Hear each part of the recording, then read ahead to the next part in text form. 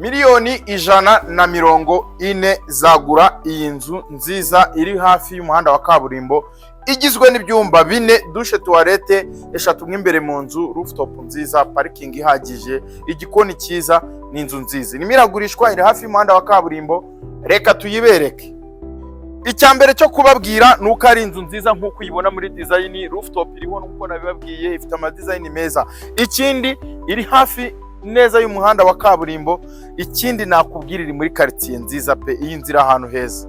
Parking imodoka ebyiri ziparitse neza, tukagiraho na design nziza nk'uko uyibona, urabona ko ari inzu isa neza pe. Tugeze kuri terrasse yayo nziza imeze neza, iriho ama design meza, terrasse isa neza nayo. Ngaho ihera izisho iyi salo nziza nini nziza, kuva ku makaro kuzamuka kugera kuri gypsum. Hano hakaba TV stand, ni salo nziza pe. Wageze muri salle à manger nziza irimo design nziza, ndebera nk'iyi lavabo ni salle à manger nziza. Tukagira hano igikoni kinini cyiza kirimo utubati twiza. Iki gikoni nacyo ni sawa cyane. Twinjiye muri cya cyumba gisobanura ubwiza bw'inzu. Hano tuhafitemo chambre principale ifite plafond nziza, ama design meza, ikagiraho hano garde-robe nziza.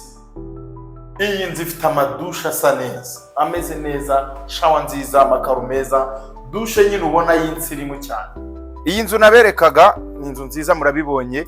Iyi ni short video irambuye iri kuri YouTube channel yitwa Ruhima Real Estate. Ndakwinginga ukore subscribe.